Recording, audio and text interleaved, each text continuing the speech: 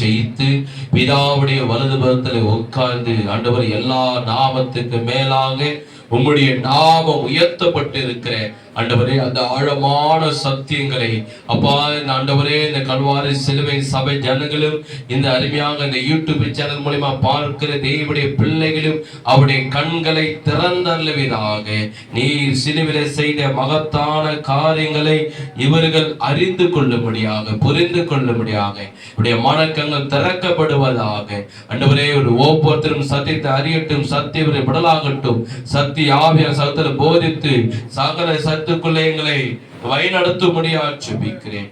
அப்பா தடைப்பட்ட ஜனங்களை கொண்டு சேர்ப்பீராக, உன் நாம மகிமையடையட்டும். இயேசுவின் நாமத்தில் ஜெபிக்கிறேன் நல்ல பிதாவே, ஆமென். அல்லேலூயா, அல்லேலூயா.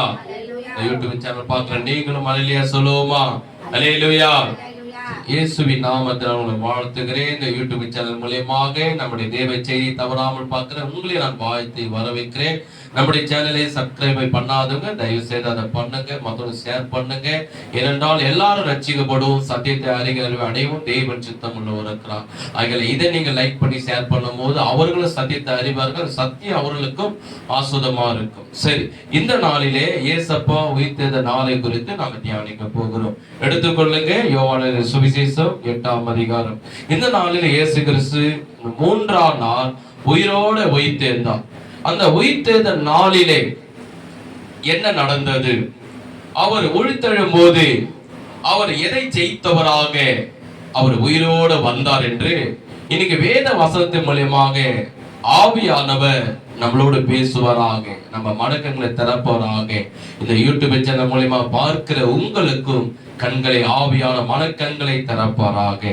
சரி, இந்த நாளை பார்க்கும் போது யோவான் சுவிசேஷம் 8ஆம் அதிகாரம் 34ஆம் வசனம். யோவான் 8:34.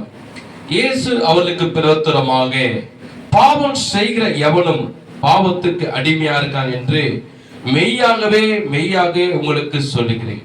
கவனிப்போ பாருங்க, இந்த நாளிலே இயேசப்பா 3ஆம் நாள் உயிரோட உயிர்த்தெழுந்தார். இந்த உயிர்த்தெழுந்த நாளிலே என்ன நடந்தது அப்படின்னு நம்ம தியானிக்கும் போது வேதம் சொல்லுகிறது, இந்த தேவனாய் கர்த்தர் ஆதாமி ஏவாளை படைக்கும் போது அவருடைய வாழ்க்கையில இந்த பூமியில இருக்கிற எல்லா ஆசீர்வாதத்தை கொடுத்தான், பரலோகத்தில் இருக்கிற எல்லா ஆசீர்வாதத்தை கொடுத்தான். இவைகளை காட்டிலும் மேலான பெரிய ஆசீர்வாதம் எது என்றால் அவருடைய வாழ்க்கையிலே ஒரு சுதந்திரத்தை கொடுத்தான். சுதந்திரம் என்றால் அவர்கள் விரும்பினதை அவர்கள் செய்யலாம், பண்ணலாம், பார்க்கலாம், பேசலாம். ஏன் அந்த சுதந்திரத்தை கூட தேவன் மனிதனுக்கு அன்னைக்கு ஆதாம் ஏவாளை கொடுத்தார் என்றால் வேதம் சொல்லுகிறது, தன்னுடைய சாயலாக. ஆதிகாமம் 1ஆம் அதிகாரம் 26ஆம் வசனத்துல பார்த்தீங்கன்னா தேவனாய் கர்த்தர் தம்முடைய சாயலாக தம்முடைய ரூபத்தின்படி ஆதாம் ஏவாளை மனிதனை சிருஷ்டித்தினாலே தேவன் சுதந்திரம் உள்ளவராய் இருக்கிறதுனாலே அவர் தன்னை போல மனிதனை படைத்ததுனாலே மனிதனுக்கு என்ன கொடுத்தார் என்றால் ஒரு சுதந்திரத்தை கொடுத்தான்.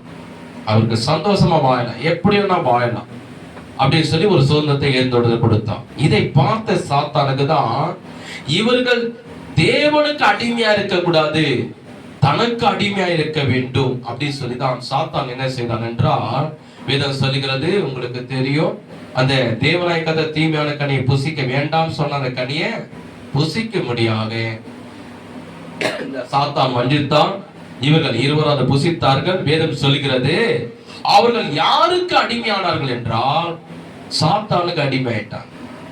ஏனென்றால் சாத்தானுடைய வார்த்தையை கேட்டு அந்த தீமையான கனியை புசித்ததுனாலே சாத்தானுக்கு இருவரும் அடிமையாயிட்டான். அதுதான் வேதம் சொல்லுகிறது யோவான் 8:34, பாவம் செய்கிற எவனுமே பாவத்துக்கு அடிமை.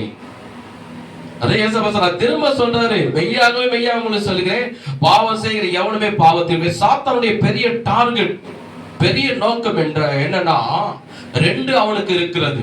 பல காரியத்திலே இந்த வேதத்தின் மூலமா நம்ம கற்றுக்கொள்வது, ஏசப்பா உயிர்த்தெழும் போது அவர் என்ன செய்தார் அதுதான் இப்ப நம்ம பார்க்கிறோம். ஆனா அதுக்கு முன்னாடி ஏன் அந்த உயிர்த்தெழுதல் நடக்கும் போது அவர் என்ன செய்தார், அதுக்கு முன்னாடி மனிதனுடைய வாழ்க்கை எப்படி இருந்தது என்றால் பாவத்தின் நிமித்தம் சாத்தானுடைய கரத்திலே அவன் மாட்டி இருந்தான், அதாவது அடிமையா இருந்தான். நாங்க ரொம்ப நாள் முன்னாடி ஒரு காஞ்சிபுரம் ஊழியத்துக்கு போயிருந்தேன். ஊழியத்துக்கு போயிட்டு தெருவில் நின்று சுவிசேஷத்தை சொல்லிங்க ரோட்ல நின்று. அப்போ ஒருத்தர் பொறுமையா சைக்கிள்ல மெரிச்சிட்டு வந்தாரு. அந்த இடத்துல நின்று அங்கிருந்து பார்த்து என்னை கூப்பிட்டார். நாங்கெல்லாம் இங்க ஒருத்தர் பாடுறோங்க, ஒருத்தர் சாட்சணும், ஒருத்தர் பிரசங்கம் பண்றாங்க. சில பேர் போய் அங்கங்கே ஏசப்பா பத்தி சொல்லி ட்ராக்ஸ் கொடுத்தோம். ஒரு சந்த வார்த்தை 20 ரூபா போயிட்டான். ஆனா அந்த பிரதர் மட்டும் நின்றுக்கிட்டு அவர் பார்க்க எப்படி இருக்கிறாரு, நல்லா வாட்டர் சாட்டமா இருக்கிறாரு, முகம்லாம் கருப்பா நல்லா குண்டா இருக்கிறாரு, மீசெல்லாம் பெருசா இருக்குது. இங்க கூப்பிடுறாரு, என்ன கையை காட்டிக்க. நான் மனசெல்லாம் நினைச்சேன் அவரை கூப்பிடுறாருன்னா திட்ட போறாரு, அடிக்க போறாரு, திட்டாரு எது பண்ண கிட்ட வந்து பண்ணலாம்ல, ஏன் அது ஒரு ஓரமா கூப்பிடுறாரு நம்மள அப்படி மனசு. சரி நம்ம ஊழத்தை வந்துட்டோம், என்ன நடக்குதோ கடை ஏசப்பா நம்ம கூட இருக்காரு. பொறுமையா கிட்ட போய் என்ன விஷயம், ஏதாவது ஜோம் பண்ண இல்ல, இதை எதுக்காக என்ன கூப்பிட்டீங்கன்னு கேட்டேன். அப்ப அவர் சொல்றாரு, நான் பாத்தீங்கன்னா வேலைக்கு போவேன், கஷ்டப்படுவேன், அந்த வாங்கின சம்பளத்தை வாங்கி நான் சைக்கிள்ல வரும்போது வீட்டுக்கு கொண்டு போகலாம், வாடகை கொடுக்கலாம், வீட்டில் சரியா சாப்பாடு இல்லை, சாப்பாடு சாப்பிடலாம், பிள்ளைங்களை ஸ்கூல் படிக்க ஸ்கூல் ஃபீஸ் கிடையாது, இதெல்லாம் சேர்த்து வச்சு கொடுக்கலான்னு மனசுல நினைச்சுக்கிட்டு காசு எடுத்துட்டு போவேன். ஆனா போய்கிட்டே இருக்கும் போது திடீர்னு மனசுல என்ன வரும், ஒயின் ஷாப்புக்கு போகலாம், குடிக்கலாம், அங்கே போய் நான் குடிப்பேன், அங்கேங்கிற இன்னொருத்த வருவான் அவனுக்கு வாங்கி குடிப்பேன், சம்பாதிக்கிற காசு இப்படியே திணிக்கும். நான் வேலையை விட்டு வரும்போதெல்லாம் குடிச்சிட்டு போவேன். வீட்டுக்கு போனோட மனைவி கேட்பாங்க, நான் வேலைக்கு போனேன், காசு எங்க, சாப்பாடு கொடு, சாப்பாடு செய்யணும், நாளைக்கு கடன்காரன் வருவான், தண்டல்காரன் வருவான், அவனுக்கு கொடுக்கணும்னா என்கிட்ட காசா இந்தா அப்படின்னு ஒரு 100 ரூபாய் கொடு. இந்த 100 ரூபாய் வச்சுக்க நான் என்ன பண்ண முடியும் அப்படின்னு சொல்லி என் மனைவிக்கு எனக்கு சண்டை வரும். இதுமாரி 1 நாள் 2 நாள் இல்லையா, பல நாட்கள் நடக்குது. ஏன் எனக்கு புரியல. ஆனா குட்டியை விடணும்னு நினைக்கிறேன், விட முடியல. போக கூடாதுன்னு நினைக்கிறேன், நான் போகிறேன். செய்யக்கூடாதுன்னு நினைக்கிறேன், செய்யறேன். பண்ணக்கூடாதுன்னு நினைக்கிறேன், பண்றேன். பார்க்க கூடாதுன்னு நினைக்கிறேன், பார்க்கிறேன். ஏன் எனக்கு தெரியல அப்படின்னு சொன்னாரு. அப்பதான் நான் சொன்னேன், இதுதான் ஏசப்பா சொன்னாரு, பாவம் செய்கிற எவனுமே பாவத்துக்கு அடிமை. சொல்லுவோமா சத்தமா, பாவம் செய்கிற எவனுமே பாவத்துக்கு அடிமை. எல்லாருமே அடிமை. அதுதான் சாத்தானுடைய பெரிய டார்கெட், பெரிய நோக்கம் என்றால் ஒரு மனிதனை பாவத்தை தள்ளும் போது தேவனை விட்டு அவன் பிரிவான். தேவனைய மனிதனை பிரிக்கக்கூடிய ஒரு சக்தி எதில் இருக்கிற, அந்த பாவத்துக்குள்ள இருக்கிறது. அது மாத்திரமல்ல, அந்த பாவத்துக்கு இடம் கொடுக்கிற மனிதன் கண்கள் மூலியமாவோ, வாயின் மூலியமாவோ, இருதய மூலியமாவோ எந்த இடத்துல அவன் சரீரத்தில் பாவத்துக்கு இடம் கொடுக்கிறானோ அவன் யாருக்கு அடிமை ஆவான் என்றால் சாத்தானுக்கு அடிமை ஆயிடுவான். அதான் வேத ஏசப்பா சொன்னார் யோவான் 8:34, பாவம் செய்கிற எவனுமே பாவத்துக்கு அடிமை.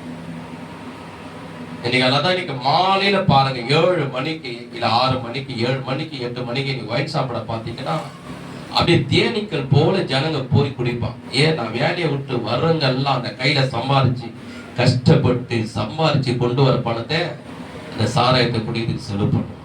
அப்படியே தேனீக்கள் பேர் ஜனங்க அதுக்குமா கத்திக்கணும் வாங்குவான்.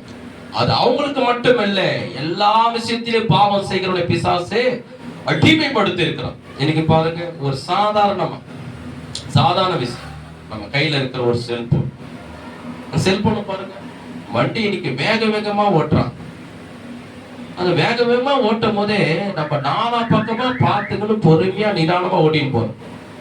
அதுலயே வாலிப பிள்ளைங்க எப்படி ஓட்டுறாங்க, இன்னும் வேகமா ஓட்டுறாங்க. ஆட்டோவை காட்டிலும், காரை காட்டிலும், லாரியை காட்டிலும் ரொம்ப வேகமா ஓட்டுறாங்க.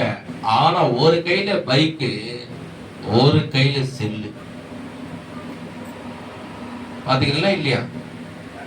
ஒரு கையில லெப்ட்ல செல்லு, ஒரு கையில பைக். அதுவும் அந்த பைக் எப்படி போகுது, சைக்கிள் மாரி போல.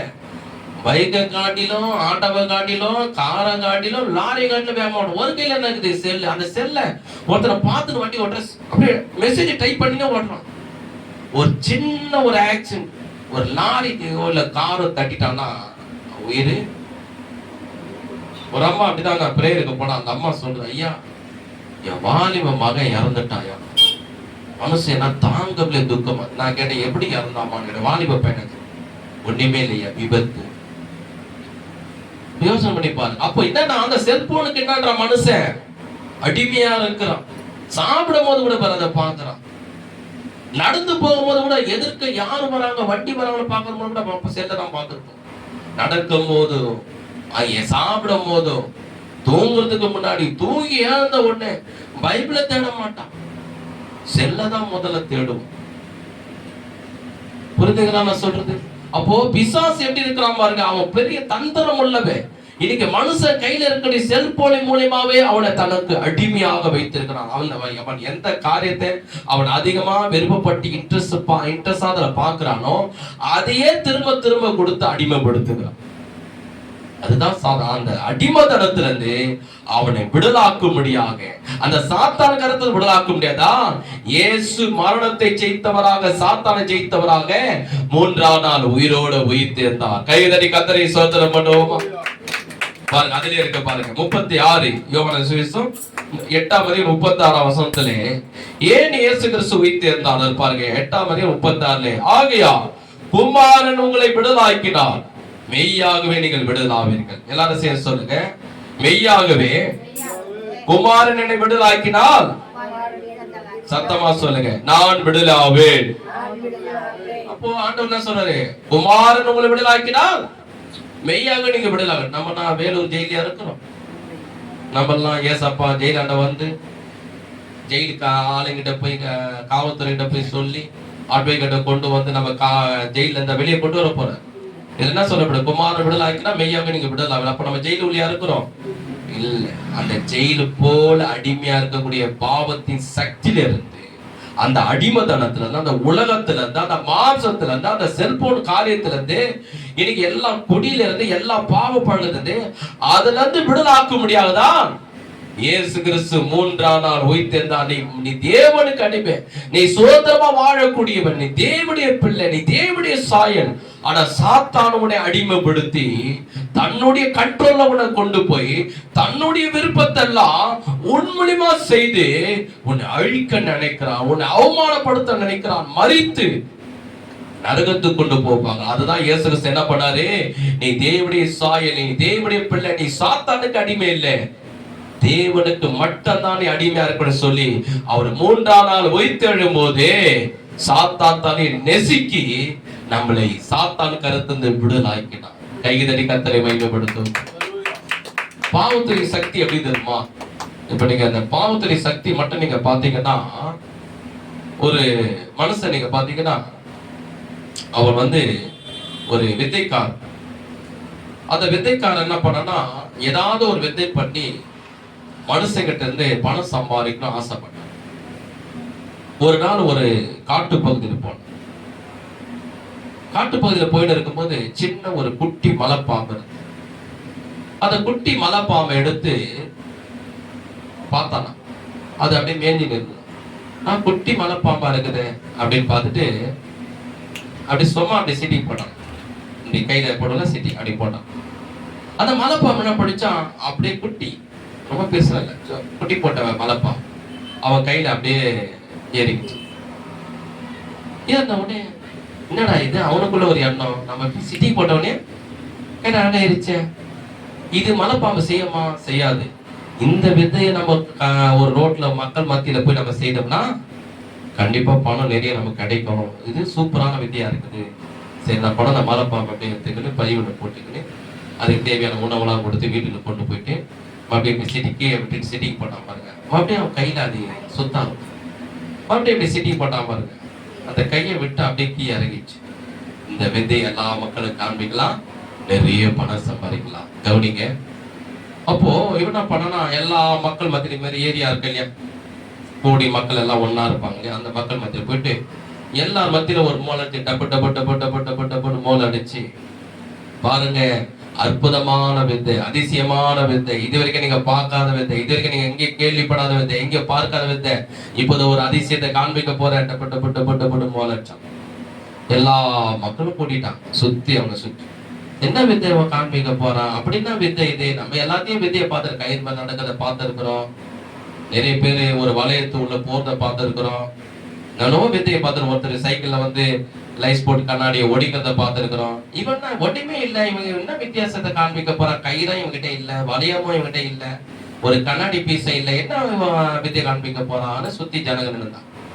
அந்த பையில இருந்து குட்டி மலைப்பாம்பு எடுத்தான். எல்லாம் மலைப்பாம்புடா மலைப்பாம்புடா, கிட்ட போகிற எல்லாம் தள்ளிடலாம் அப்படின்னா. இவன் அப்படின்னா மலைப்பாம்பு கீழே விட்டுட்டு எல்லாம் ஒரு மாதிரி ஜோரம் கை தட்டுங்க அப்படின்னாங்க. அப்ப என்ன பண்ணா, அந்த கூட்டி இருந்த எல்லாரும் என்ன பண்ணாங்க, தட்டினாங்க. தட்டின பிற்பாடு அவன் சிட்டிங் போட்டான் பாருங்க. சிட்டிங் போட்ட உடனே அந்த மலைப்பாம்பு என்ன பண்ணிச்சான், அப்படியே அவன் கையில எரிச்சான். எல்லாரும் ஜோரா கிளாப் பண்றாங்க. ஏடா இது ஏன்னா மலைப்பாம்பு சொல்றதை கேட்கமா, சிட்டிங் போட ஏதாவது பண்ணமா, அது மலைப்பாம்பு அது கையில எரிச்சான். எல்லாம் கிளாப் பண்ணதை நிறுத்திட்டாங்க பாருங்க. மறுபடியும் அவன் சிட்டிங் போட்ட உடனே அந்த மலைப்பாம்பு கீழே இறங்கிச்சு. எல்லாரும் ஜோரா கிளாப் பண்ணாங்க. இப்போ என்ன பண்ணாங்கன்னா, எல்லாரும் காசு 10, 20, 50, 100 எல்லாம் போட்டாங்க. நிறைய காசு பரவாயில்லைன்னு சொல்லி இந்த மலைப்பாம்பு, குட்டி மலைப்பாம்பு அப்படியே இருக்குமா, 1 மாசம் ஆகி 2 மாசம் பிற்பாடு, 6 மாசம் பிற்பாடு, 1 வருஷம் ஆன பிற்பாடு அதே குட்டி மலைப்பாம்பு இருக்கும். வளரும்ல, அது கொஞ்சம் வளர்ந்துச்சு. அதே மாரி இன்னொரு இடத்துல கொண்டு போயிட்டு விதையை போட்டு காண்பிச்சான். மோளை அடிச்சு எல்லாரையும் வர வச்சு சிட்டி போட்டு அந்த மலைப்பாம்பு பெருசா கையில அப்படி சுத்திக்கிச்சு. அப்படி கிளாப் பண்ணாங்க, சிட்டி போட்டா அந்த மலைப்பாம்பு அப்படி கையை விட்டு இறங்கிச்சு. அப்படி என்ன பண்ணா, நிறைய பணம் போட்டாங்க. எல்லாரும் 50 ரூபாய், 100 ரூபாய், 200 ரூபாய் நோட்ல. இன்னும் கொஞ்சம் மலைப்பாம்பு பெருசா ஆயிடுச்சு. இன்னும் கொஞ்சம் இவ்வளவு தூரம் வரைக்கும் வந்துச்சு. மறுபடியும் இன்னொரு இடத்துல போயிட்டு மோளை டப்பு டப்புன்னு அடிச்சு அந்த மலைப்பாம்பு சிட்டி போட்டு அந்த மலைப்பாம்பு இறங்கிச்சு. அப்படியே சிட்டி போட்டு மலைப்பாம்பு தலை சுத்திக்கிச்சு. எல்லாரும் 200, 100, 500 போடுறது. அப்படியே இவனை போட்டு மலைப்பாம்பை வளர்க்காரு. பிற்பாடு அவன் என்ன செய்தான், அந்த மலைப்பாம்பு சும்மா இருக்குமா, மனுஷன் காட்டில அது 10 அடி மலைப்பாம்பு இருக்குது, 15 அடி கூட இருக்குது, 20 அடி கூட இருக்குது, பெரிய பெரிய மலைப்பாம்பு இருக்குது, அது கனமானதா இருக்குது. அதே மாரி இவன் பையில சுமக்க முடியாம சுமந்து போய் ஒரு கிராமத்துல வச்சுட்டு மறுபடியும் மோல் அடிச்சு டப்பு அடிச்சு ஒரு பயங்கரமான வித்தை, அதிசயமான வித்தை, இது வரைக்கும் நீங்க பார்க்காத விதை, இது வரைக்கும் நீங்க கவனிக்காத விதை, இதை நீங்க வந்து பாருங்க, உங்களுக்கு நல்லா இருக்கும், சூப்பரா இருக்கும், இது வரைக்கும் நீங்க பார்த்துருக்க மாட்டீங்க, கேள்விப்பட்டிருக்க. எல்லாரும் சுத்தி இருந்தா அப்படின்னா வித்தையை காண்பிக்கும். என்ன பண்ணா, அப்படி சிட்டி பண்ணா பாருங்க, அந்த பை உள்ள இருந்து அப்படியே பெரிய மலைப்பாம்பு அப்படியே வந்துச்சு. வந்து நடுவுல அப்படியே சுத்திக்கிச்சு. சுத்தி நின்று எல்லாரும் பார்த்தா, ஐயோ பெரிய மலைப்பாம்பு, எல்லாரும் அப்படி தள்ளிடுங்க, கிட்ட போவாதீங்க அப்படி. மறுபடியும் அவன் என்ன செய்தான், அந்த சிட்டி போட்டான் பாருங்க, அவன் மேல ஃபுல்லா ஏறிக்கிச்சு. ஏன்னா பெருசாயிடுச்சு இல்லையா, பெரிய மலைப்பாம்பு வந்து மனுஷன காட்டுல 10 அடிக்குது, 15 அடிக்குது, 20 அடி கூட இருக்குது, உயரமாந்து கனமாந்துக்குது. இவனை ஃபுல்லா சுத்திக்கிச்சு. எல்லாம் என்ன பண்றாங்க, ஜனங்க சுத்தி இந்த ஜனங்கள்லாம் இதெல்லாம் பார்த்து ஆச்சரியப்பட்டு, என்னடா இது, இந்த மனுஷன் ஒரு சிட்டி போட்டவன அவனை சுத்திக்கிச்சே சொல்லி எல்லாரும் ஜோரா கிளாப் பண்றாங்க. இப்ப நம்ம கிளாப் பண்ணோம்னு சத்தம் கேட்குது தெரியுமா? இப்ப நீங்க கிளாப் பண்ணுங்க, எல்லாம் கை தட்டுங்க. இப்படி சத்தம் கேட்குது இல்ல, நல்ல ஒரு சத்தம் வருது இல்லையா? இதுமே சத்தம் வந்தோடனே அந்த சத்தத்துல அவன் என்ன பண்றான், அப்படி சிட்டிக்கு போறாம இருங்க. இந்த சிட்டிக்கு சத்தம் அதிகமா கேட்குமா, ஜனங்களாம் கூடி கிளாப் பண்றது சத்தம் அதிகமா கேட்குமா? ஜனங்கள்லாம் ஒரு 100 பேர் கூடி கை தட்டுறாங்க, அந்த சத்தம் அதிகமா கேட்குமா? இவன் இப்படி போடுறான், அந்த சத்தம் அதிகமா கேட்குமா? கிளாப் பண்றதான் கேட்க இல்லையா, 100 பேர் சொல்லி. இவன் சிட்டிக்கு போறான் பாருங்க, இந்த சத்தம் இந்த மலைப்பாம்புக்கு கேட்கல. ஏன்னா ஜனங்கள் சுத்தி இருந்து 100 பேர் ஜோரா கிளாப் பண்றான். இவன் சிட்டிக்கு போறான். இது மலைப்பாம்புக்கு என்ன ஆயிடுச்சு, பசி எடுக்க ஆரம்பிச்சு. பசி எடுக்க ஆரம்பிச்சு மலைப்பாம்புடைய தன்மை என்ன தெரியுமா, ஒரு குணம் அதுக்கு இருக்குது. எல்லா மிருகத்தை காட்டிலும் சாத்தான் வந்து ஏன் பாம்பை வந்து சூஸ் பண்ணானா, பல காரணத்துல. ஒண்ணு மலைப்பாம்பு பாம்பு என்பது தந்திரம் உள்ளது. 2வது, அதுல இருக்கிற ஒரு காரியத்தை ஆவியானவர் எனக்கு விளக்குனார், ஆவியானவரே எனக்கு அதை போதித்தார். என்னன்னா அதை உங்களுக்கு சொல்றேன், இந்த யூடியூப் சேனல் பாக்குற உங்களுக்கு சொல்றேன், கவனிங்க. மலைப்பாம்பு எப்பவுமே ஒரு பாம்புடைய தன்மை, மலைப்பாம்பு தன்மை என்பது எதை பார்த்தோன்னு டக்குன்னு அது விழுங்கிடாது. பாம்புடைய தன்மை பாத்தீங்கன்னா எது அப்படிங்கிறது, ஒரு சிங்கத்தை பாத்தீங்கன்னா உடனே பாயும், உடனே கைத்து அப்படியே கவ்வும், அப்படியே தரத்தான்னு இழுத்துப்போம், அப்படியே கச்சி கொதிரி சாப்பிடும். சிங்கம், புலி, எந்த மிருகமும். ஆனா பாம்புடைய தன்மை மட்டும்தான் உடனே வாயில கவி விழுங்காது. அது முதலாவது என்ன செய்யும்னா, அவனை அப்படியே சுத்திக்கிச்சு. அதோடைய தன் உடம்புல தன்னுடைய எல்லா அந்த இது வாழ்நாள அவன் கை கால் எல்லாத்தையும் அப்படியே ஸ்ட்ராங் ஆக்கிடும். அதாவது அவனை அசைக்கப்பட முடியாத அளவாக்கும். பாம்புடைய தன்மை எப்படின்னா, எந்த ஒரு மிருகத்தையும் ஒரு மானையோ இல்ல ஆட்டையோ அதை சாப்பிடுறதுக்கு முன்னாடி முதல்ல அதை நல்லா சுத்திக்கும். நீங்க டிஸ்கவரி சேனலோட பாருங்க, எங்க பாம்பு முதல்ல நல்லா சுத்திக்கும். சுத்தம் போது என்னாகனா இவனுடைய கையை காலெல்லாம் அசையாதபடி இப்படி ஸ்ட்ராங் ஆயிடும். அவனால இப்படி கையை கூட நகர்த்த முடியாது. நல்ல கவனிங்க, இதுல ஆழ்ந்த அர்த்தம் இருக்கு. இதே போலதான் ஆவியானவர் என்னோட பேசுறாரு. என்னன்னா, இதேதான் சாத்தானும் செய்வோம். ஒரு மனிதனுக்குள்ள முதல்ல பாவத்துடைய எண்ணத்தை கொடுத்துட்டானா, அவனை தன் பாம்பு எப்படி சுத்தி அவனை கட்டி போடுகிறதோ, அவன் அந்த தன் பாவத்தில் அவனை கட்டுவான். இப்போ ஒரு உதாரணம் சொல்ற பாருங்க. இப்போ நைட்டுக்கு முடிச்சிடலாம். நான் சொன்னேன், அவர் சாட்சி சொன்னார். அவர் சொல்ற, ஐயா இது இல்லாம நான் தூங்கி எழுந்த உடனே ஒயின் ஷாப்ல 12 மணிக்கு திறப்பாங்க சொல்லி முன்கூட்டி என்ன பண்ணுவேன், குடிச்சிட்டு ஒரு 2 பாட்டில வாங்கிட்டு வந்துடுவேன். ஏன்னா எழுந்த உடனே டீயை குடிக்கிறேன்னு ஒரு பாட்டில் குடிப்பேன். அதுக்கப்புறம் சாப்பிட்டுட்டு வேலைக்கு போற பாருங்க, வண்டி ஓட்டும் போது அப்பயே ஒரு பாட்டில் குடிச்சிட்டு போவேன். ஏன் அப்படின்னு கேட்டீங்க, இப்படி பண்றீங்கன்னா அவன் திறக்கிறதுக்கு 12 மணி ஆகும். அது வரைக்கும் நல்லா குடிய இதுக்கு முடியும். நான் சொல்றது உங்களுக்கு புரியுதுங்களா? இப்போ ஒரு அம்மா சொல்றாங்க, ஐயா எப்பவுமே குடிப்போதிலே இருப்பாரு, குடிக்கிறது தூங்குறது குடிக்கிறது அந்த போதிலே தான் இருப்பாரு. அப்போ தன்னுடைய கண்ட்ரோல் என்ன பண்ற சாத்தான், முதல்ல நீ என்ன பாவத்துக்கு அடிமையாக்காத, செல்போனா இருக்கலாம் இல்ல உலகத்துல இருக்கிற எதுவாகனா இருக்கலாம், அதுல முதல்ல உன்னை கட்டி அடிமைப்படுத்துவான். மலைப்பாம்பு எப்படி தன்னை மனிதனை அப்படியே சூழ்ந்து அவன் கையும் காலமும் எதுவும் அசையாதபடி ஸ்ட்ராங் பண்ணுகிறதோ, முதலாவது சாத்தான் போடுவான் தன்னுடைய பாவத்துல. அது சிகரெட்டா இருக்கலாம், குடியா இருக்கலாம், கெஞ்சாவா இருக்கலாம், செல்போனா இருக்கலாம், உலகத்துல எந்த பாவமா இருக்கலாம், அதுல முதல்ல உன்னை அடிமைப்படுத்தும். அவனுடைய எண்ணம் எல்லாம் அதுலதான் இருக்கும், அவன் சிந்தனை எல்லாம் அதுலதான் இருக்கும். கொஞ்சம் டைம் கிடைச்சா பார்க்கலாமா, கொஞ்சம் டைம் கிடைச்சா போகலாமா, கொஞ்சம் டைம் கிடைச்சா பேசலாமா, கொஞ்சம் டைம் கிடைச்சா பண்ணலாமா, அந்த பாவத்துல மீண்டும் சாத்தான் மலைப்பாம்பு போல அடிமையாகும். அதுல இருந்து மலைப்பாம்பு தப்பிக்க அவனால முடியாது.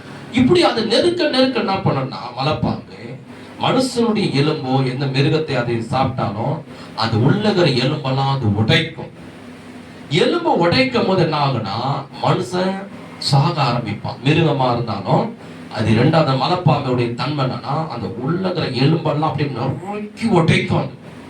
அது உடைக்கும் போது என்ன ஆகுனா, அது ரத்தம் வந்து அது உயிர் போக போக சாக ஆரம்பிக்கும். மிருகமா இருந்தாலும் மனுஷன் இருந்தவர். இந்த படத்தை தெரிஞ்சா இவன் தான் வித்தைக்காரன். இவனை சுத்தி என்ன மிருகம் இருக்குது, என்ன பாக்குறீங்க தெரியுதா இல்லைங்களா உங்களுக்கு? என்ன மிருகம் இருக்குது தெரியுதா உங்களுக்கு? இவன் வித்தைக்காரன். உங்களுக்கு தெரிஞ்சுங்களா? யூடியூப்ல பாக்குறதுக்கு பெரிய மலைப்பாம்பு தெரிஞ்சுங்களா? இது உண்மையாலுமே நடந்தது. டிராக்ஷன் கொடுக்குறோம். ஒரு பெரிய மலைப்பாம்பு என்ன பண்ண, அவனை உடைக்கி அவன் கண்ணெல்லாம் வெளியே வருது, சாக ஆரம்பிக்கிறான், ரத்தம்லாம் ஊத்துது.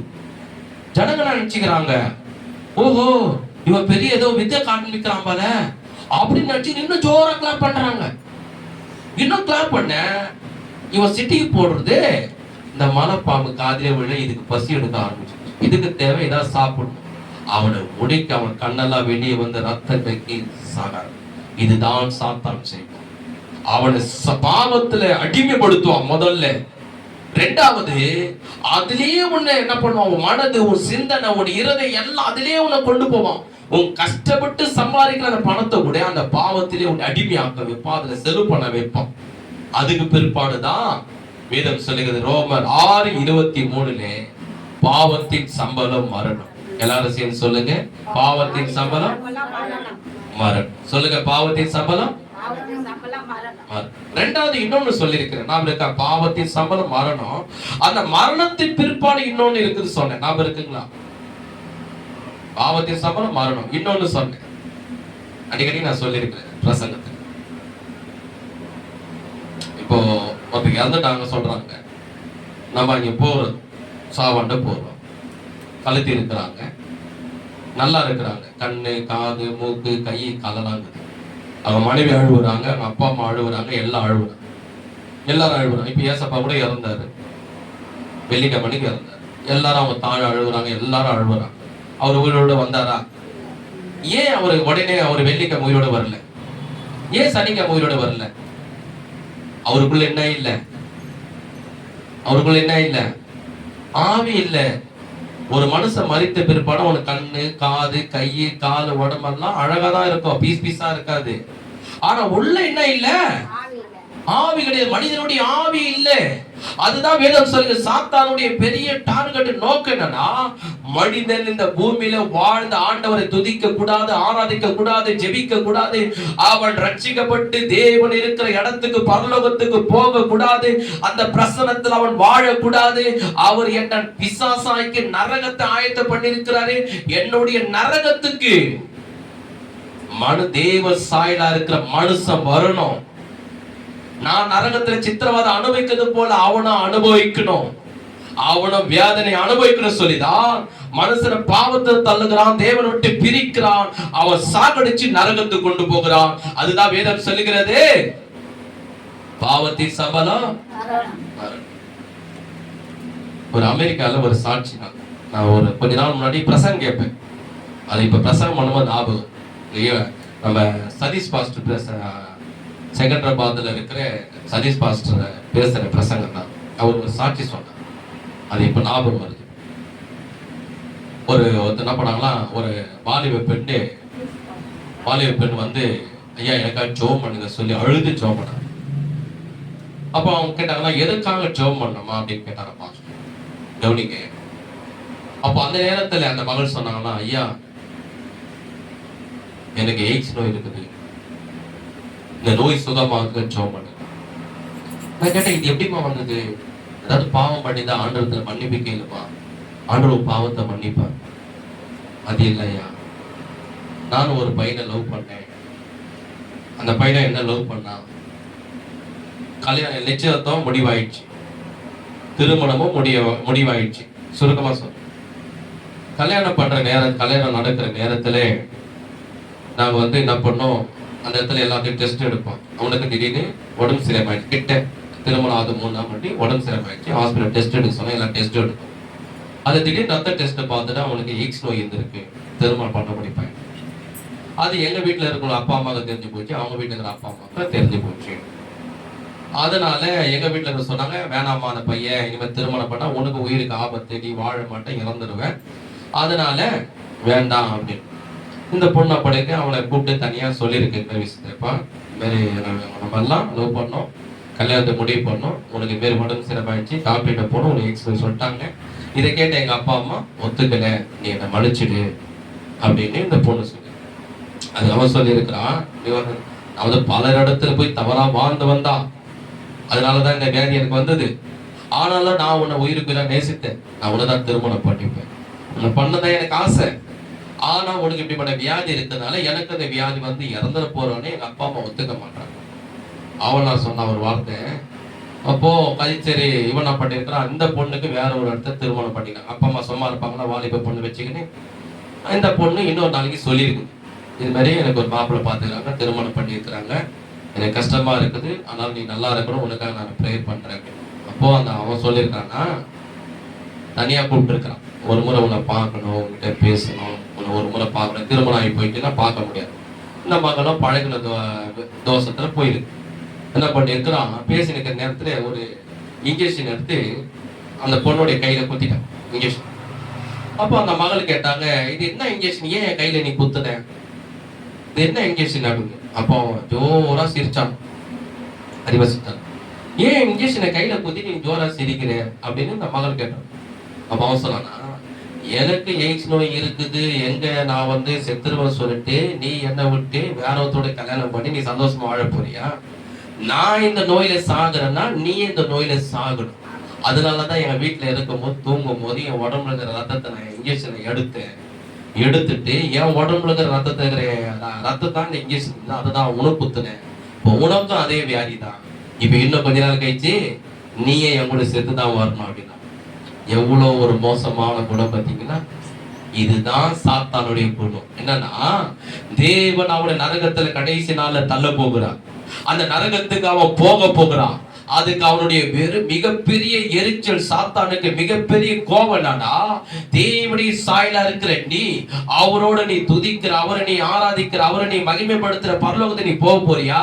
நான் நரகத்துல போய் வேதனை அனுபவிக்கணுமா?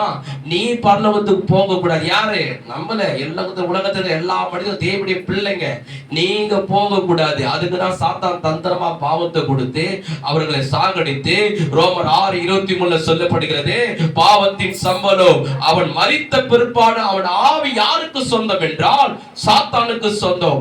பாவத்துல மரிக்கிற மனிதனுடைய சரீரம் யாருக்கு சொந்தம் என்றால் சாத்தானுக்கு சொந்தம். அது உதாரணம் சொல்றேன் பாருங்க, ஒன்னு சொல்றேன் பாருங்க, உங்களுக்கு மோசேவை காட்டில ஒரு தீர்க்கதரிசி யாருமே கிடையாது. மோசே போல தேவனோட முகமுமா பேசுற மனிதன் இந்த பூமியில ஒருத்தரும் கிடையாது. ஒரு சிநேகிதனை போல தேவன் மோசோட பேசினார்.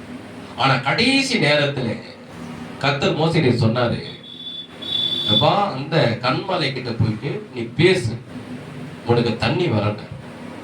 ஆனா இந்த ஜனங்க பண்ண அந்த இதுனால அவங்க கொடுத்த அந்த டார்ச்சர், அவங்க பண்ண டார்ச்சர்ல இவருக்கு வந்த கோபத்தை என்ன பண்ண, அந்த கண்மலையை பேசாம கோல் எடுத்து அடிச்சிட்டாரு. அடிச்ச உடனே தண்ணி வந்துடும். ஆனா கர்த்தர் என்ன பண்ணுவார், மோசேயை கூப்பிட்டு அந்த கண்மலை கிட்ட நான் என்ன சொன்னேன், உன்னை பேசதான் சொன்னேன். ஆனா நீ என்ன பண்ண, என் வார்த்தையை மீறி அடிச்சிட்டு அப்படின்னு. ஒரு நாள் 120 வயசுல மோசே மரித்தார். மரித்தவனே அங்க என்ன நடந்தது தெரியுமா? சாத்தான் அங்க வந்தான். மலை மேல மோசே மரிக்கிறார். அவர் யாரும் அடக்கம் பண்ணல. மோசே மரிக்கும் போது யாரும் அடக்கம் பண்ண, மலை மேல உச்சியில போனார். கடைசியில 120 வயசுல அந்த நேரத்துல மோசே வந்து என்ன, சாத்தான் வந்து இந்த மோசேவுடைய சரீரம் எனக்கு வேணும் கேட்டான். அவன் ரொம்ப நோக்கம் உள்ளவன், மனுஷனுடைய சரீரம் வேணும், மனுஷனுடைய ஆவி வேணும், மனுஷனுடைய ஆத்மா வேணும். நீ மட்டும் தேவனுடைய பிள்ளையா இருந்த ஆண்டவரை துதிக்க கூடாது, ஆராதிக்க கூடாது, சந்தோஷமா பரலோகத்துக்கு போக கூடாது. உன் சரீரம், உன் ஆவி, ஆத்மா சேர்ந்துதானே நீ பாவம் செய்து எனக்கு இடம் கொடுத்த. அதனால நம்ம சரீரத்தை, நம்முடைய ஆவிய நரகத்துல கொண்டு போய் சித்திரவாத அனுபவிக்கிற அந்த சாத்தானோட நரகத்துல இருக்கிறதா சாத்தானுடைய பெரிய டார்கெட், பெரிய நோக்கம். ஆனா சாத்தான் என்ன பண்ணா, மோசேவுடைய சரீரத்தை கேட்டான். இவன் தான் தேவனுடைய வார்த்தை கீழ்ப்படியிலே. எனக்கு தெரியவே தேவன் கண்மலையை பார்த்து பேசினாரு. மோசே என்ன பண்ணாரு, அடிச்சாரு. கர்த்தருடைய வார்த்தையை மீறினாரு. கோபமாகிய என்னுடைய பாவத்துக்கு மோசே இடம் கொடுத்தாரு. கோபம் பிசாசுடையது, இச்சை பிசாசுடையது, கசப்பு பிசாசுடையது, உலக ஆசை பிசாசுடையது, பண ஆசை பிசாசுடையது, பெருமை பிசாசுடையது. ஏன் சுபாவத்துக்கு மோசே இடம் கொடுத்தாரு? அதனால அவன் சரீரம் எனக்கு தான் வேணும்னு சொல்லி அவன் எடுக்க வந்தான். மலை மேல நரகத்துக்கு கொண்டு போவேன். அப்போ உடனே ஒரு மிகைவேல் தேவதூதன் வந்தான். இந்த மிகைவேல் தேவதூதன், இது நடந்தது, நல்லா கவனிங்க, இது கதை நினைச்சிடாதீங்க. இதெல்லாம் உண்மையான கடவுள் பைபிளை எழுதி வச்சிருக்க, உங்களுக்கு புரியுற வண்ணமா நான் சொல்றேன். உடனே மிகைவேல் தேவதூதன் வந்து மோசே, அந்த சாத்தானை பார்த்து சொன்னாரு, இந்த மோசேவுடைய சரீரத்தை உனக்கு தொட அதிகாரம் கிடையாது. ஏன் அதிகாரம் கிடையாது? தேவன் மலையை பார்த்து பேசினாரு. இவர் என் வார்த்தைக்கு இடம் கொடுத்து கோபத்துக்கு அடிச்சாரு. இவருடைய சரீரத்தை நான் நரகத்துக்கு கொண்டு போக பார்த்தான். யாரு? சாத்தான். யோசனை பண்ணி பாருங்க, எவ்வளோ ஒரு பரிசுத்தமான வார்த்தை மோசேவுடைய சரீரம். அவன் சரீரத்தையே விடலன்னா நம்ம ஏமாத்திரும், நம்ம ஏமாத்திரும் இல்லையா? அப்ப உடனே மிகவேல் தேவதூதன் சொன்னாரு சாத்தானை பார்த்து, என் தேவனாய் கர்த்தர் உன்னை கடிந்து கொள்வாராக சொன்ன உடனே சாத்தான் அங்கிட்டு ஓடி போனான். உடனே வேதம் சொல்லுகிறது, மோசேவுடைய சரீரத்தை என் தேவனாய் கர்த்தர் ஒருவரே மலை மேல அடக்கம் பண்ணினார். கைக்கு தட்டி கர்த்தரை மகிமைப்படுத்துவோம். இதுக்கு அதுதான் சாத்தானுடைய நோக்கம். நம்முடைய ஆவி, நம்முடைய சரீரம் எல்லாவற்றையும் நரகத்துக்கு கொண்டு போகதான் நோக்கம். ஆனா வேதம் சொல்லுகிறது என்ன? கவனிங்க, வாசிப்போம். பிலிப்பியர் 2ஆம் அதிகாரம், பிலிப்பியர் 2ஆம் அதிகாரம் எடுத்துக்கொள்ளுங்க. அது பாருங்க, ஏசப்பா மரித்து உயிர்த்தது நாள் அன்று என்ன நடந்தது அப்படின்னு நம்ம பார்த்தோம் என்றால், சுருக்கமா பார்ப்போம். பிலிப்பியர் 2ஆம் அதிகாரம், புதிய ஏற்பாடு 271ஆம் பக்கம், 2ஆம் அதிகாரம் 5ஆம் வசனத்தை பாருங்க. 5ஆம் வசனத்தை நான் வாசிக்கிறேன். 271ஆம் பக்கம். கிறிஸ்து இயேசுவின் சிந்தையை உங்களில் இருக்க கடவுது. அவர் தேவனுடைய ரூபமாய் இருந்தும் தேவனுக்கு சமமாய் இருப்பதை கொள்ளையாடின பொருளாக எண்ணாமல், 7ஆம் வசனம், தம்மை தாமே வெறுமையாக்கி அடிமை ரூபம் எடுத்து மனுஷ சாயலானார். அவர் மனுஷ ரூபமாய் காணப்பட்டு மரண பரியந்தம், அதாவது சிலுவையின் மரண பரியந்தம் கீழ்ப்படிந்தவராகி தம்மை தாமே தாழ்த்தினார். அதனால் தேவன் எல்லாவற்றுக்கும் மேலாக அவரை உயர்த்தி, அவர்னா யாரு? ஏசப்பா. எல்லாரும் சேர்ந்து சொல்லுவோமா? தேவன், சத்தமா சொல்லுங்க, தேவன் எல்லாவற்றுக்கும் மேலாக, சத்தமா சொல்லுங்க, எல்லாவற்றுக்கும் மேலாக ஏசப்பாவை உயர்த்தி இயேசுவின் நாமத்தில் வானத்தோர் பூலத்தோர் பூமியின் கீழானவருடைய முழங்கால் யாவும் முழங்கும்படிக்கு, சத்தமா சொல்லுங்க, பிதாவாகிய தேவனுக்கு மகிமையாகவும் இயேசு கிறிஸ்து கர்த்தர் என்று நாவுகள் யாவும் அறிக்கை பண்ணும்படிக்கும் எல்லா நாமத்திற்கும், சத்தமா சொல்லுங்க, எல்லா நாமத்திற்கும் மேலான நாமத்தை அவருக்கு தந்தருளினார். நல்ல கைக தட்டி ஆண்டவரை சோதனம் பண்ணுவோமா? எவ்வளவு அருமையான வார்த்தை பாருங்க, நல்ல கவனிங்க. ஏசப்பா பாத்தீங்கன்னா சாதாரண ஒரு மனிதன் மட்டும் இல்லை. இன்னைக்கு நிறைய பேர் நினைச்சுக்கிறாங்க, ஒரு நல்லவர், ஒரு தியாகி, ஒரு பரிசுத்தவான், குருடைய கண்களை திறந்தாரு.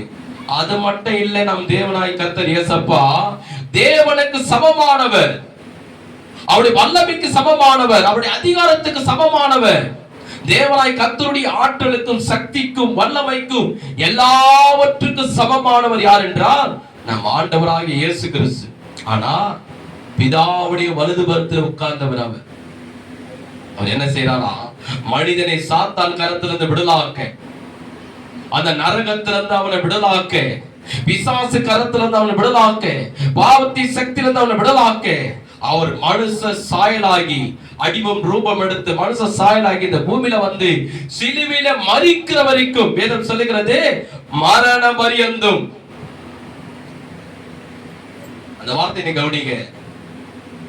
ஏசப்பா வந்து 40 நாள் உபவாசம் இருந்து வந்த பிற்பாடு சாத்தா சொன்ன ஒரு வார்த்தை என்ன தெரியுமா? நீ தேவனுடைய குமாரனா, இந்த கல்லுகள் அப்பமாகும்படி சொல்லணும். அதே வார்த்தை நீங்க பார்த்தா ஏசப்பா சிலுவையில மரிக்கும் போது, தொங்கும் போது சும்மா வயல ரோட்ல நடந்து போடுவேன். யாரு? சும்மா ரோட்ல நடந்து போற அவன் சொல்றான், தலையை உயர்த்தி இயேசுவை சிலுவையில தொங்குறாரு. அந்த நேரத்தை பார்த்து நீ தேவனுடைய குமாரனாலா தாழைக்கு இறங்கி வா. அதாவது என்ன சொல்ல வரானுங்கன்னா, இந்த சிலுவை நீ ஜெயிக்க கூடாது, சாத்தானை நீ ஜெயிக்க கூடாது, மரணத்தை நீ ஜெயிக்க கூடாது, பாதாளத்தை நீ ஜெயிக்க கூடாது, நரகத்தை நீ ஜெயிக்க கூடாது, நீ சாதாரண ஒரு மனிதனை நிரூபிச்சு காண்பி, நீ தேவனுடைய குமாரன் இறங்கி வாருன்னு சொல்றான். அவன் நினைச்சிருந்தா சிட்டிக்கு போன நேரத்துல காண்பிச்சிருக்க முடியுமா? முடியாது. தலைய நாட்டுங்களை முடியல. அவர் என்ன பண்றாரு? சிலுவையில மரண பரியந்தம் தன்னை தாழ்த்தினாரு, அமைதியா இருக்கிறார். ஏன்னா சிலுவையில மரிக்கணும்.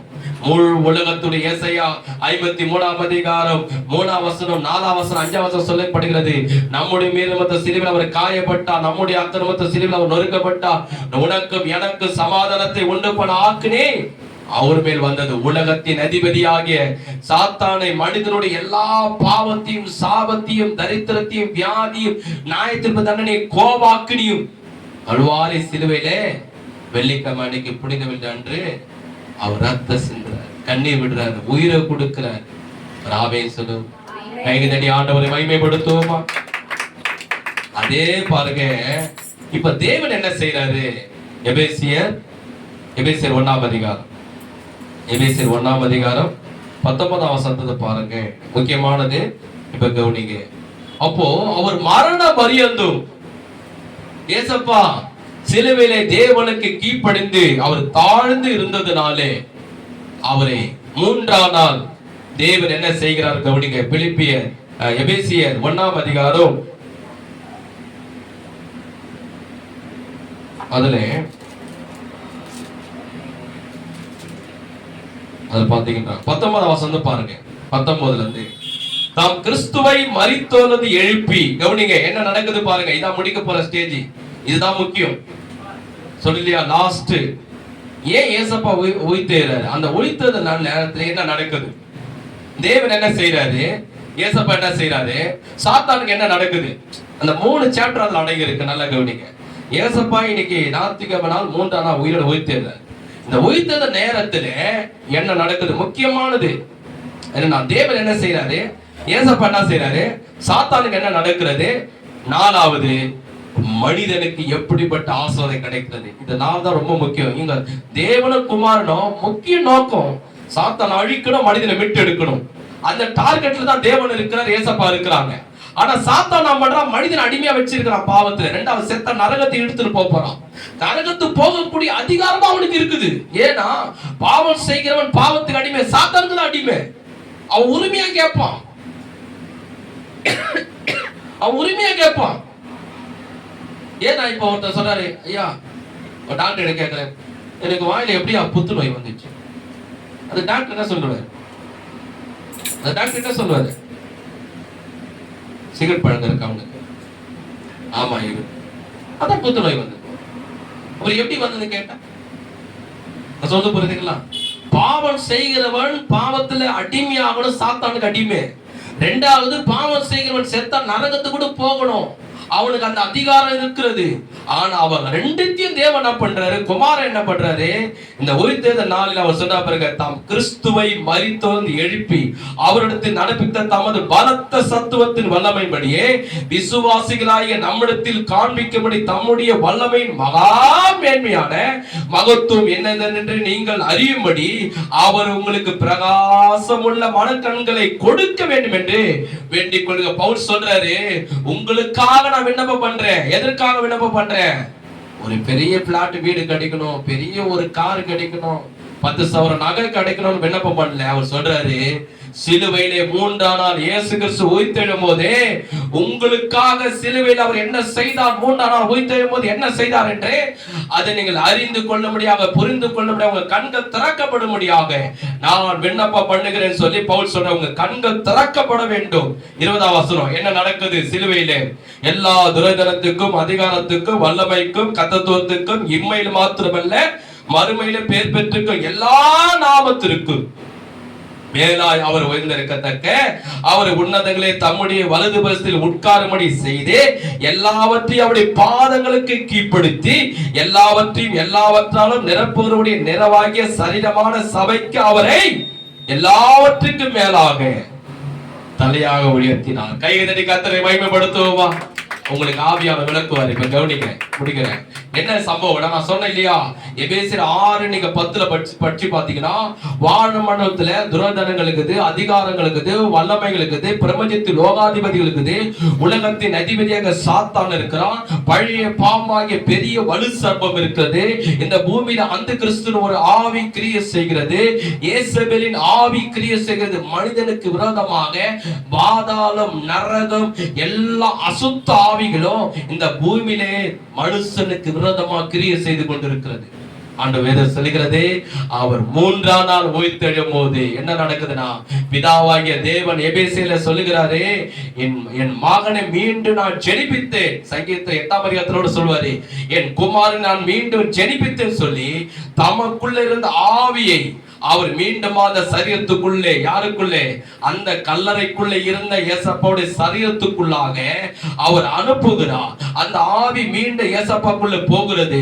அந்த ஆவி பாதாளத்துக்கு போகிறார், நரகத்துக்கு போகிறார். அங்க இருக்கிற எல்லா பிசாசின் கிரிகளை அழிக்கிறார். அவன் தலையை நெசுக்கினான், அவன் அதிகாரத்தை உரிந்தான்.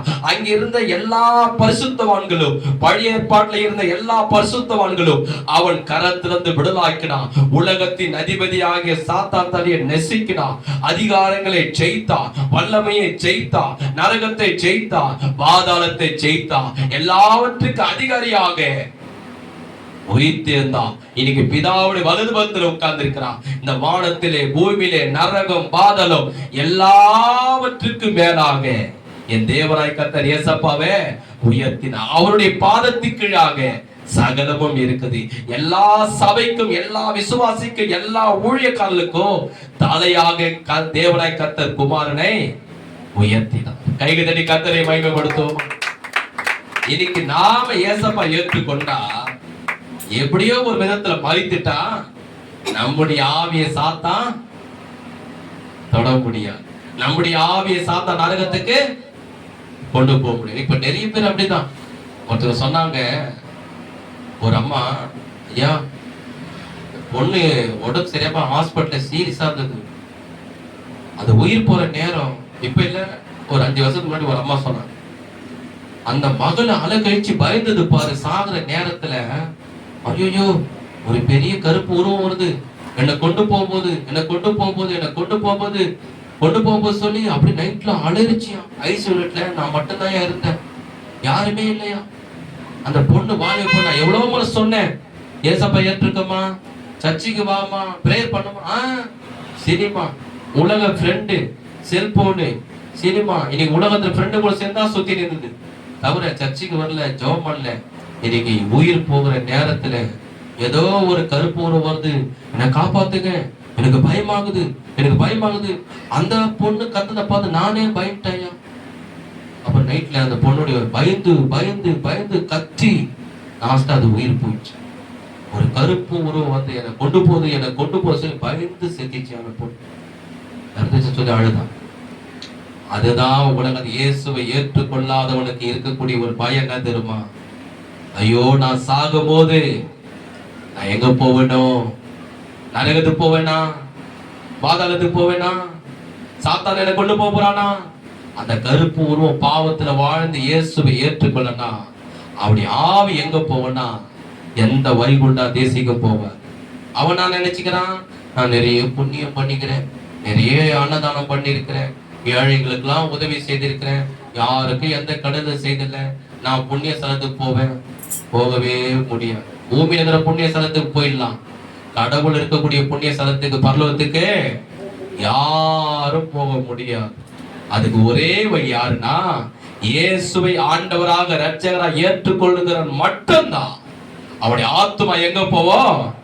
பரலோகத்துக்கு போவோம். கைக்கு தட்டி கர்த்தரை ஸ்தோத்திரம் பண்ணுவோம். ஐயா ஒருத்தர் அமெரிக்கால இருக்கிற பில்லிகிராம் சொல்லி பெரிய ஊழியக்காரர். அவருடைய கூட்டத்தில் விதை சுவிசேஷகர். லட்சக்கணக்கான மக்கள் வருவாங்க. ஒரு ஸ்டேடியத்துல கூடுகிற பேர் கூடுவாங்க. அவர் கிட்டத்தட்ட ஒரு 96, எனக்கு ஞாபகம் இல்லை வயசுல, கிட்டத்தட்ட 96, 98 ஞாபகம் இல்லை. அந்த முதிர் வயது வரைக்கும் இருந்து நல்ல சுவிசேஷத்தை அறிவிக்கிறார். 110 அவருக்கு 110 வயசு வரைக்கும் வாழ்ந்து சுவிசேஷத்தை பிரசங்கம் பண்ணுவேன். நான் நீங்க யூடியூப்ல பார்த்திருக்கேன். அவர் மறிக்கிற நேரம் வந்துச்சு. கர்த்தர் சொல்லிட்டாரு, ஆவியை நானே எடுத்துக்க போறேன், நீ என் கூட பரலோகத்து வர. அவர் என்ன பண்ணா தெரியுமா? பயப்படு கூலா வீட்டுல சொல்றாரு பிள்ளைங்கிட்ட, நான் எங்க அப்பா வீட்டுக்கு போக போறேன், நீங்க சந்தோஷமா இருங்க, நான் எங்க அப்பா வீட்டுக்கு போக போறேன். எல்லாரும் என்ன பண்றாங்க? துக்கப்படுறாங்க, அழுவுறாங்க, வேதனைப்படுறாங்க. என் டைம் முடிஞ்சிச்சு, என் ஓட்டம் முடிஞ்சிச்சு, கடவுளுக்காக செய்ய வேண்டிய வேலை முடிஞ்சிச்சு, என் அப்பா வீட்டுக்கு போறேன். அப்ப அவன் சொன்னா அழுகுறாங்க. ஏன் அழுகுறீங்க? நான் நரகத்துக்கு போறேன், பாதத்தை போறேன், எங்க அப்பா வீட்டுக்கு நான் போறேன், அவர் வரும்போது நீங்களும் வர போறீங்க, அதுக்கு அழுவுறீங்க? சந்தோஷமா பேசிட்டு, சந்தோஷமா நல்லா சிரிச்சு பேச, அவருடைய சாட்சி அந்த யூடியூப்ல கேட்டேன். சிரிச்சு பேசிட்டு எல்லாத்தையும் சொல்லிட்டு வீட்டுல இருக்கிற வேலையெல்லாம் முடிச்சுட்டு அழகா சேர்ல உட்காந்து அவர் எல்லாருக்கும் சொன்னாராம். என்னன்னு சொன்னாராம்? ஒருத்தவங்க அப்பா அம்மா வீட்டுக்கு போகும்போது சொல்லிட்டு போக மாட்டாங்க, அதை போல சொல்லிட்டு போனாரா, எங்க அப்பா வீட்டுக்கு நானே போகிறேன்னு சந்தோஷமா போனான். ஒரு மரண நேரத்துல கூட பயம் இல்லாமல் அவர் சந்தோஷமா பரலோகத்துக்கு. அதுதான் கிறிஸ்துவனுக்குள்ள இருக்கக்கூடிய நம்பிக்கை.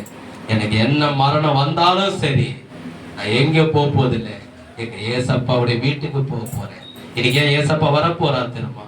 நீங்களா சாத்தானுடைய கரத்துல மாட்டிக்கொண்டு நரகத்துக்கு, அந்த அந்த கிறிஸ்துவோடைய நரகத்துக்கு போக கூடாது. நீங்கெல்லாம் என் பிள்ளைங்க, நீங்கெல்லாம் பரலோகத்து வரணும் தான் சொல்லிதான் இப்ப ஏசப்பா ரகசிய வருகிற வரப்போகிறார். அவரோடு சேர்ந்து நாமும் பரலோகத்துக்கு போக போறோம். அந்த வாழ்க்கை எப்படி கிடைக்கும், அந்த ஸ்லாக்கி எப்படி கிடைக்கணும்? சிம்பிளான விஷயம். இயேசுவை ஆண்டவராக இரட்சகர் எனக்காக மரித்தார், எனக்காக உயிர்த்தெழுந்தார் உள்ளத்துல விசுவாசித்து வாயத்தை அறிக்கை செய்தா போதும். அந்த நித்திய ஜீவனுக்குள்ள நாம போகும். நம்முடைய சரீரத்தையும் நம்முடைய ஆவியும் சாத்தான் தொட முடியாது, நரகத்துக்கு கொண்டு போக முடியாது.